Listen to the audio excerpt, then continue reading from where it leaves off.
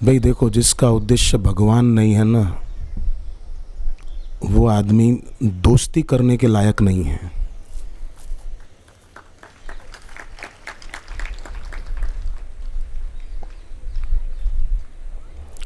तुलसीदास जी ने कहा, बर भलो वास नरक करता ता, दुष्ट संग जनी देहु विधाता। ए विधाता, तू मुझे नरक में भेज दे, मैं राजी रहूंगा, खुश रहूंगा, पर तू मुझे दुष्ट जनों का संग मत देना, क्योंकि नरक में जाऊंगा तो पाप कटेंगे और दुष्टों के संग में जाऊंगा तो पाप बढ़ जाएंगे। कितनी बढ़िया बात कही तुलसीदास जी ने।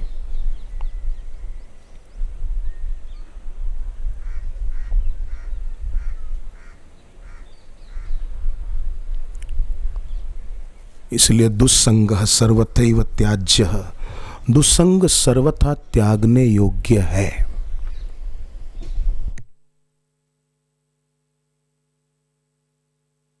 और श्री हरि गुरु पद कमल भजहु मन, तजी अभिमान, जहि सेवत पाइये हरि, सुख निदान भगवान।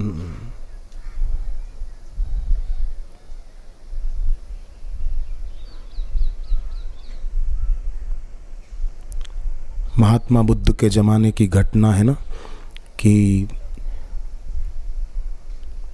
नदी में मछुआरों ने जाल डाला,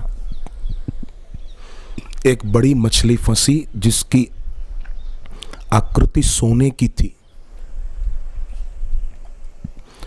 पर उसके मुंह से बदबू इतनी आ रही थी भयंकर कि उन्होंने जाल फिर से फेंक दिया मछुआरों ने। पर फिर किसी ने कहा, अरे बदबू आ रही थी पर सोना तो है, सोना तो मिलेगा, ले लो, खींचो।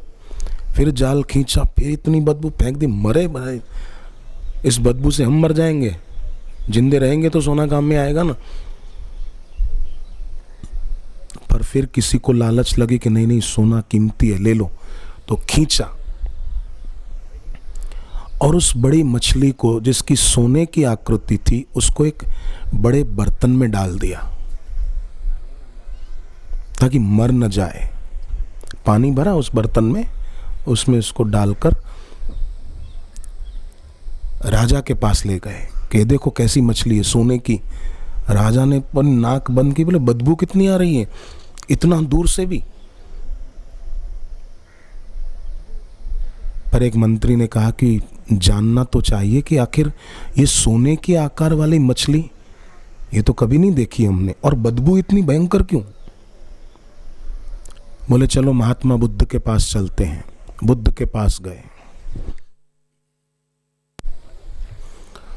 तो बुद्ध के सत्संग में जो सत्संगी बैठे थे उनको भी बदबू से बहुत परेशानी हुई। बुद्ध का भी ध्यान खिंचा कि ये क्या है। राजा ने पूछा कि प्रभु, ये इसका आकार सोने का है और मुंह से इतनी बदबू क्यों। बुद्ध तनिक शांत हुए और फिर कहा कि ये पिछले जन्म में कपिल मुनि नाम के एक महात्मा थे, उनका शिष्य था, रहता था उनके पास, पर धोखेबाज, बेवफा, गद्दार, अपने गुरु के प्रति मन में ईर्ष्या रखता था, द्वेष रखता था। गुरु भलाई के लिए डांटते थे पर ये गुरु के प्रति द्वेष रखता था, गुरु से ही नफरत करने लगा था। और फिर अंदर अंदर दूसरे गुरु भाइयों को, बहनों को भड़काता था, उनकी श्रद्धा तोड़ता था, गुरु की निंदा करता था। गुरु के पास रहता था पर फिर भी गुरु के पास नहीं रहता था।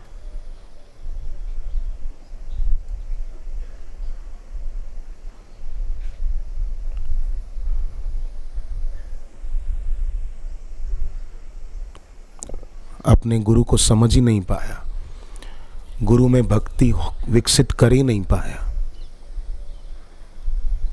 गुरु को साधारण देहधारी मानता था, जबकि गुरु देह में होते हुए भी देहधारी नहीं है। गुरु चिदानंदमय देह तुम्हारी, विगत विकार जान अधिकारी। अधिकारी जान पाता है कि मेरे गुरुदेव विगत विकार, मेरे गुरु में कोई विकार नहीं है। गुरुदेव का कोई सुमरण करे तो वो निर्विकार हो जाए, ऐसे गुरुदेव हैं। विगत विकार जान अधिकारी। मैं तो कहूं एक बात खाली पार्वती माता की हम याद रखें, कल्याण हो जाए। कोई आपको कुछ बोलेगा, क्यों जाते हो आश्रम में, ये हो गया वो हो गया, आप पार्वती माँ की एक ही बात बोलो। बोले पार्वती जी की श्रद्धा तोड़नी चाहिए सप्तऋषियों ने, और कहा महादेव अवगुण भवन, शिव जी अवगुणों की खान है और विष्णु सकल गुण धाम, विष्णु भगवान सब गुणों के भंडार है। तुम विष्णु भगवान से शादी करने का मन बना लो, शिव जी को छोड़ दो। तो पार्वती जी ने क्या कहा? पार्वती जी के नेत्र भर आए और उन्होंने कहा अब मैं जन्म शंभु हितहारा, ये मेरा जन्म मैंने शिव जी के नाम कर दिया है। अब मैं जन्म शंभु हितहारा, के गुण दूषण करे विचारा। कौन शिव जी के गुण और दोष का विचार करे? महापुरुषों, मैंने ये जन्म तो शिव जी के नाम कर दिया है। अब आप मेरे आगे उनके गुण दोष की बात मत करो, दूसरी बात करो। क्या प्यार था पार्वती जी का।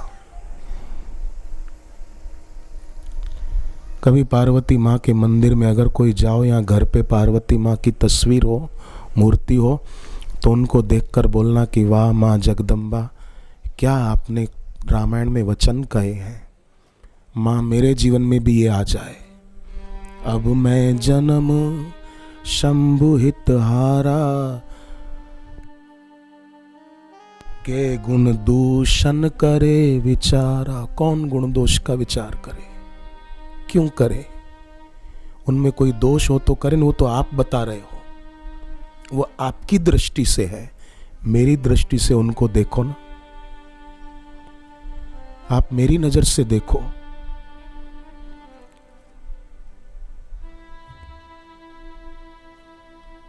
अर्जुन दुर्योधन की दृष्टि से कृष्ण को नहीं देखते थे, अर्जुन अपनी दृष्टि से कृष्ण को देखते थे। युधिष्ठिर शाकुनी की नजर से कृष्ण भगवान को नहीं देखते थे, युधिष्ठिर अपनी पवित्र आंख से कृष्ण को देखते थे। ऐसे हम साधक भी किसी और की नजर से गुरु जी को न देखें, हम अपनी भक्ति भाव वाली आंख से बापू जी को देखें, हम अपनी श्रद्धा वाली आंख से गुरुदेव को देखें। हम किसी का चश्मा अपनी आंखों पर क्यों लगाएं? दूसरों के चश्मे अपनी आंखों को दुख देंगे, सिरदर्द पैदा करेंगे। किसी का नंबर का चश्मा हम पहनेंगे तो सिरदर्द होने लगेगा। ऐसे किसी की आंख से मत देखो, अपनी आंख से देखो, अपनी श्रद्धा की आंख से देखो कि मुझे गुरुदेव ने क्या नहीं दिया। अरे गुरुदेव ने भगवान का नाम दे दिया, ये क्या कम है? और क्या चाहिए? भगवान का नाम गुरुदेव ने दीक्षा में दे दिया, ईश्वर का नाम दिया है, कोई साधारण चीज है? यमराज भागवत में यमदूतों को कहते हैं, जो ईश्वर का नाम लेता हो तुम उनके पास मत जाना, वो तो भगवान के धाम में जाएंगे, तुम उनको हाथ भी मत लगाना। और उसका प्रत्यक्ष प्रमाण सावित्री की कथा देखो। सावित्री गुरु नारद जी से दीक्षा लेकर जप करती थी, उसके पति के प्राण निकल गए तो यमदूत उसके पास आ नहीं सकते थे। यमराज है साक्षात मृत्यु के देवता।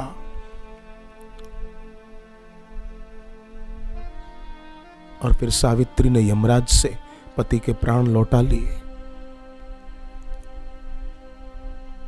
यमराज कहते हैं कि जो ईश्वर का नाम लेता हो दूतों, उनके पास तुम मत जाना, वो तो आयु पूरी होने पर ईश्वर के धाम में जाएंगे।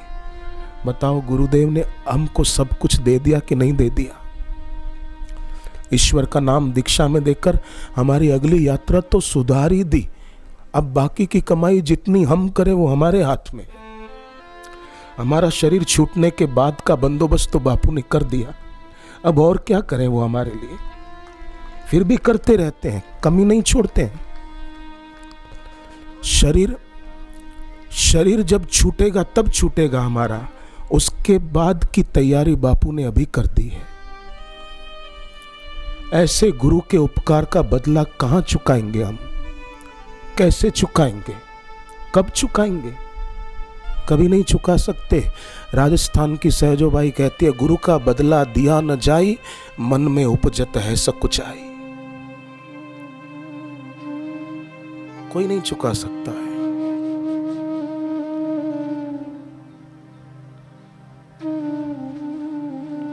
कितनी करुणा है, ईश्वर का नाम दे दिया, अपनी अमरता का ज्ञान देते हैं वो हमको, फिर से माता के गर्भ में ना आना पड़े ऐसी सीख देते हैं वो। क्या उनका बदला चुका सकते हैं कोई? कितना उपकार है उनका हम पर।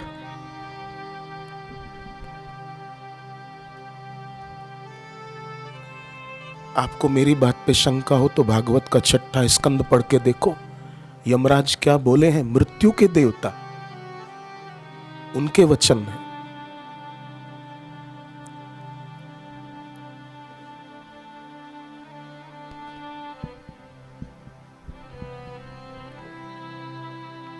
विवेकानंद रात को उठकर रोते थे कि भगवान, काश तूने दूसरा विवेकानंद बनाया होता तो वो मुझको समझ पाता कि मैं क्या हूं। रात को रोते थे वो महापुरुष।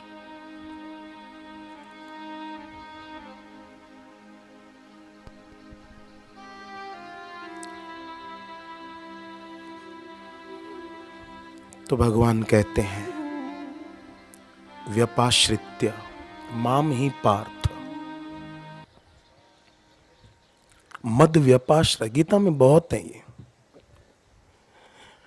व्यपाश्रित्य शब्द 9वें अध्याय के 32वें श्लोक में और मद व्यपाश्रय 18वें अध्याय में है। 55 या 56वां श्लोक है 18वें अध्याय का। सर्व कुर्माण्यपि सदा कुर्वाणो मद व्यपाश्रय, मत प्रसादात वाप्नोति शाश्वतम पदम अव्ययम।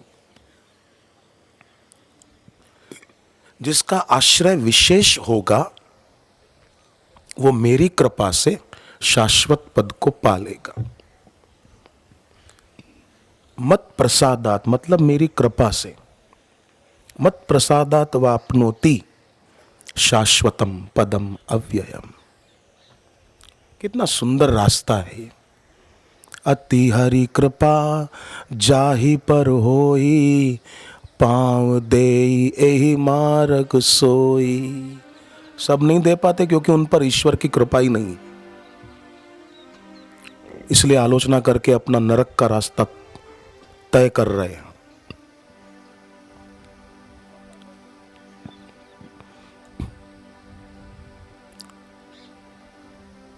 और साधक अपना मुक्ति का मार्ग प्रशस्त कर रहे हैं, तय कर रहे हैं।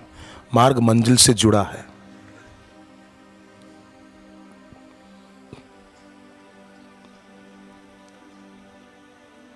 तो भगवान और भगवत प्राप्त गुरु जो होते हैं वो भक्त के दोष को नहीं देखते हैं, भक्त के आश्रय को देखते हैं।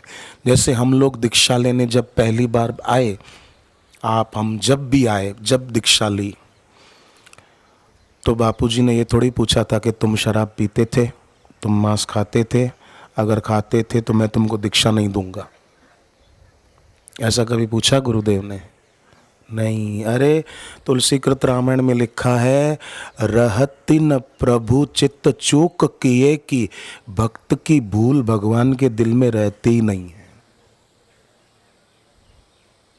उनके दिल में भक्त की भूल नहीं कि इसने ये कर दिया वो कर दिया, नहीं नहीं। उनके दिल में तो अपनी करुणा पर नजर रहती है उनकी, और भक्त के आश्रय पर नजर रहती है कि इसने मेरा आश्रय तो लिया है ना, ये मेरी शरण में तो आया है, इसका मेरे प्रति भक्ति भाव तो है ना। वो ये देखते हैं। गीता के 4 अध्याय के 11वें श्लोक में लिखा है, ये यथा माम प्रपद्यन्ते तांस तथैव भजाम्य हम। जो जिस भाव से बजेगा। तो बुद्ध ने कहा कि ये जो मछली है, अभी जीव इस मछली की योनि में जो है, ये पिछले जन्म में कपिल मुनि नाम के महात्मा का शिष्य था, और ये अपने गुरु के पास रहकर भी गुरु से बहुत दूर था और गुरु की निंदा करता था कमबख्त। और फिर आलोचना करता हुआ मर गया।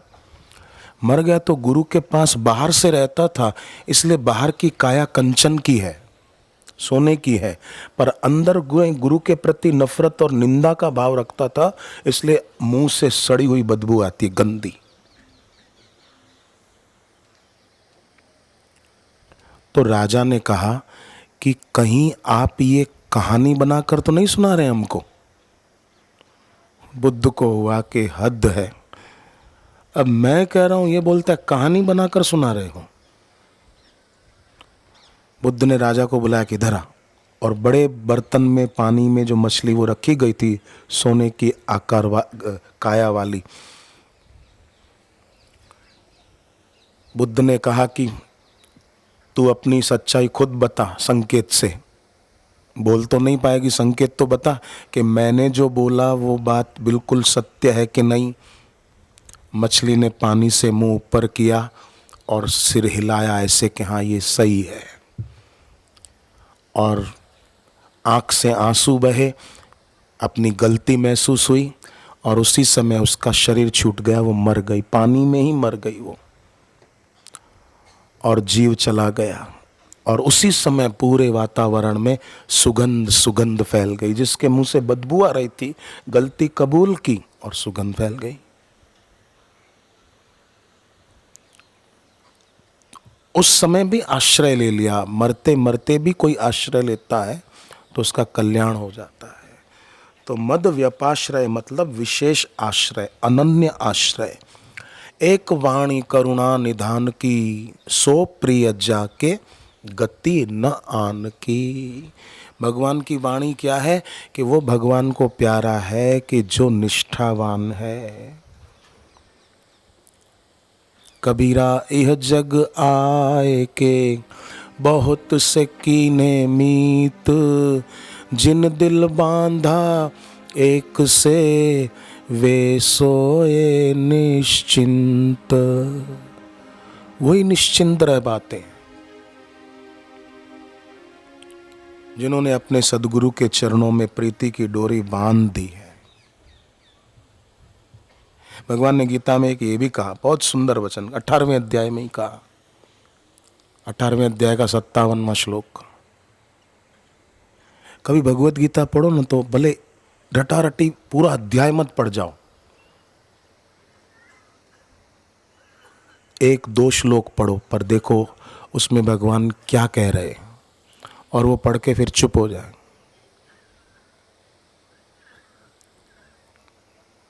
फिर दोबारा वो पढ़े, जो वचन आपको ज़्यादा अच्छा लगा वो पढ़कर चुप हो जाए, फिर दोबारा वही वचन पढ़े जिसको पढ़ने से अपना मन शांत हुआ, अच्छा लगा, आपके दिल को छू गया कोई वचन, वो फिर से पढ़े।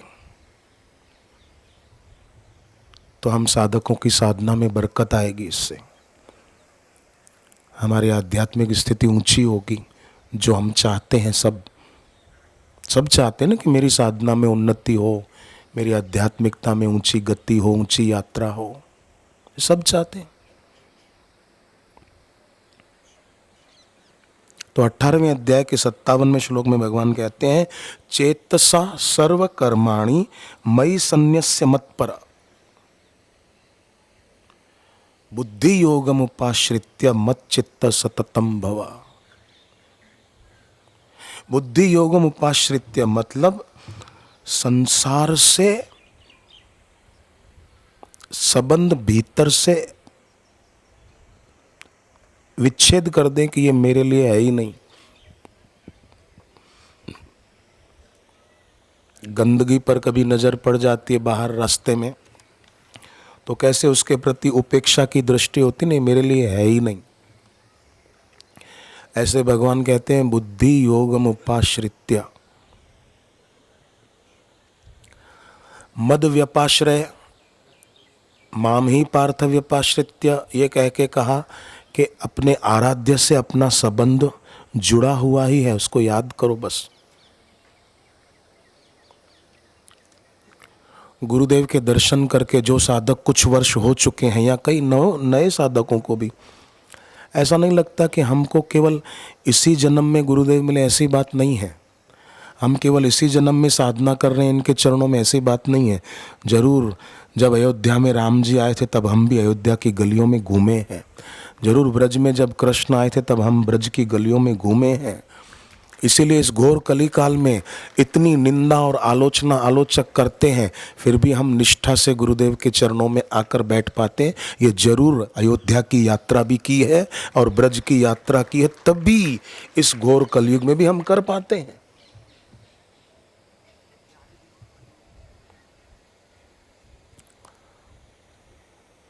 बहूनि में व्यतीतानि जन्मानि तव चार्जुनः तान्यहं वेद सर्वाणि न त्वं वेत्थ परम तपः। भगवान कहते हैं अर्जुन तेरे और मेरे कई जन्म हुए हैं, फर्क इतना है कि मैं जानता हूँ तू नहीं जानता। तान्यहं वेद सर्वाणि न त्वं वेत्थ परम तपः। अब बताओ कोई शंका रही आपको? ये श्री कृष्ण कहते हैं भाई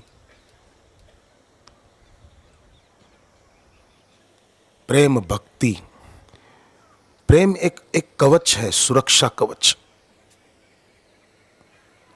ऐसा कवच है कि कभी कोई उसका भेदन नहीं कर सकता। आज ही एक बहन बता रही थी कि मेरे भाई का ऐसा भयंकर एक्सीडेंट हुआ, ऐसा खतरनाक एक्सीडेंट हुआ कि कार बिल्कुल ख़त्म हो गई, पर मेरे भाई को कुछ भी नहीं हुआ। वो बहुत भाव विभोर होकर बता रही थी, यहाँ बैठी भी होगी शायद। वो कहाँ से आई थी, शहर का नाम मैं भूल गया। तो बोले भयंकर एक्सीडेंट, चिट्ठी भी दी, खतरनाक एक्सीडेंट हुआ था। भिवानी से आए हैं। पिछले महीने की 10 तारीख को मेरे भाई पंकज का एक्सीडेंट हुआ। शादी के लिए घर से निकला, पर दरवाजे पर जाते हुए जब माँ ने उसका गला बिना बापूजी के स्वरूप के देखा तो अंदर जाकर उसके लिए बापूजी का स्वरूप लाई, लॉकेट, और उसको पहना दिया। कुछ दूरी पर अल्टो गाड़ी मारुति, उसमें सवार भाई का ट्रक के साथ भयंकर एक्सीडेंट हुआ, जिसके कारण गाड़ी ने 4-5 पलटियां खाई और गाड़ी पूरी टूट गई, परंतु बापूजी के बच्चे को काल छू नहीं पाया। बापूजी ने उसे प्रेरणा की कि बेटा तू डर मत, तुझे कुछ नहीं होगा, और वो सुरक्षित बाहर आया। एक्सीडेंट देखने वाले बोले कि जब हम गाड़ी पलटते हुए देख रहे थे तो लगा कि सब काल का ग्रास बन गए, पर ये तो अद्भुत चमत्कार है। ज़रूर आपके साथ कोई दिव्य शक्ति थी जो आपके भाई को एक खरोंच तक नहीं आई।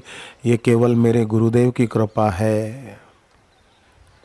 बाद में पता चला कि उस मार्ग पर प्रेत आत्माएं खूब भटकती हैं और हमेशा जवान लोगों का ही एक्सीडेंट होता है और कोई भी उस एक्सीडेंट में बचता नहीं है, परंतु जिनके इष्ट ऐसे सद्गुरु हों उनके साथ अनिष्ट क्या होगा।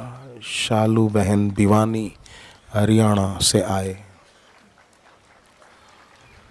देखो भाई, श्री कृष्ण की तपो अग्नि से पसार होने के कारण अर्जुन को इतनी ऊंचाइयां और इतना लाभ प्राप्त हुआ। हम भी गुरुदेव की तपो अग्नि से ही तो पसार होते हैं। यहाँ बैठकर हम क्यों बैठ पाते हैं, कैसे बैठ पाते हैं? क्या हमारी कोई अपनी तपस्या है, शक्ति, इसलिए बैठ पाते हैं? गुरुदेव की तपो अग्नि से पसार हो रहे हैं यहाँ बैठकर। ऊंची कमाई के धनी होते हैं। बीज में पड़ी हुई संभावना को गुरु पुकारते हैं। श्री कृष्ण की वाणी से ही अर्जुन को बोध हुआ, नहीं बीज वृक्ष हुआ मानो। ऐसे ही बापूजी की वाणी से श्री कृष्ण ने तो एक अर्जुन को गीता कही थी, पर बापूजी वो गीता का ज्ञान, भागवत का ज्ञान, वेदों का ज्ञान हम सब को सुनाते हैं और बार बार सुनाते हैं और सुनाते रहेंगे। आकाश गंगा में जब तक सितारे रहे, मेरे सदगुरु तेरी जिंदगानी रहे। हम जो हैं, आप ध्यान से सुन रहे हैं इसलिए मैं बोलता हूं, हम जो हैं, बापूजी उधर ध्यान न देकर हम जो हो सकते हैं वो ध्यान में रखकर बोलते हैं। हम जिस ऊंचाई को छू सकते हैं, पा सकते हैं, उसको ध्यान में रखकर गुरुदेव बोलते हैं। बापूजी हमारे आज से कम और आने वाले कल से ज्यादा बोलते हैं, ताकि अर्जुन ने जो ऊंचाई पाई, महात्मा बुद्ध बोलते थे कि आज आप जैसे हो वैसा ही कल मैं था, और आज मैं जो हूं वही तुम भी हो सकते हो।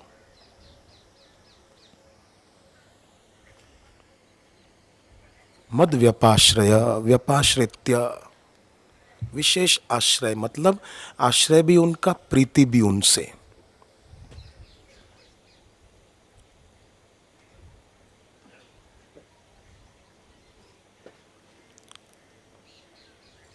तो लाभ ही लाभ है। और ऐसे गुरुदेव के जो साधक होते हैं ना, उनमें उदासी नहीं होती, प्रसन्नता होती है, गंभीरता होती है। शांत बैठे उसका मतलब ये नहीं कि कोई सांप सूंघ गया है या परेशान है बहुत।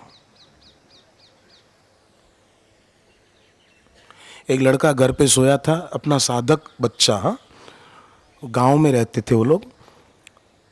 तो सुबह के 4, 4:30 बजे गुरुदेव ने उसको सपना दिया, ए बेटे उठ, 4:30 बज गए, सोया है अभी तक, उठ खड़ा हो जा, जल्दी आंख खोल।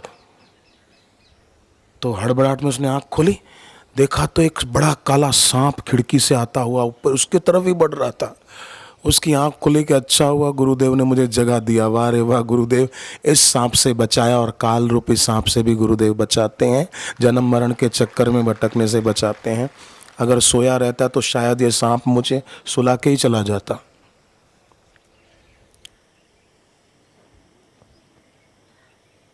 जप करके सोना चाहिए रात को सोते समय। उसका मतलब ये नहीं कि कोई जप नहीं करेगा तो सांप सबके घर में आने वाला है।